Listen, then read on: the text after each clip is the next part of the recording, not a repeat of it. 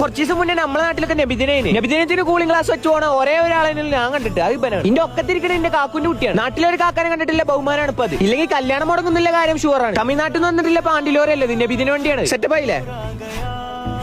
ഗഫ് master മുസറോണാ നിൽക്കുന്നത്. ആ പോണ് കുട്ടിയെ മുടിച്ച് കണ്ട് നാട്ടിലെ മെയിൻ. ഞാൻ മെല്ലെ എന്റെ പേരുടെ റാലിയെത്തിയപ്പോ ഞാനായി വന്നെങ്കിൽ രാവിലെ കൂളിംഗ് ക്ലാസ് ഇട്ട് വന്നിരുന്നാണ് ആ മുഖം പൊത്തി പോണത്. നബിദിനത്തിന് വണ്ടിമ റാലിക്ക് പോണ ഒരു ശൈത്താണ് ആയിരിക്കുന്നത്. വണ്ടി കൂളിംഗ് ആണേ, സേഫ് ആണേ. റാലി കഴിഞ്ഞ് വന്ന ചങ്ങാനും കൂടെ ഒരു ആറ്റിറ്റ്യൂഡ്. ഇന്നാണ് എന്റെ അജ്ഞാത ലൈൻ ഇന്ന ഒഴിവാക്കിയത്. അതിന്റെ ഒരു ഫേക്ക് ചെറിയ മോത്തുണ്ടേ. നാട്ടിലത്തെ ചെറുക്കന്മാരെ ടർഫ് എടുത്തുകൊണ്ട് പറഞ്ഞിട്ട് അങ്ങോട്ടാണ് പോയത്. കളിച്ചിട്ടാണ് ഈ കാലം കുറെ. ഒന്നും നോക്കില്ല, പാന്റും ഒക്കെയാണ് ഇറങ്ങി.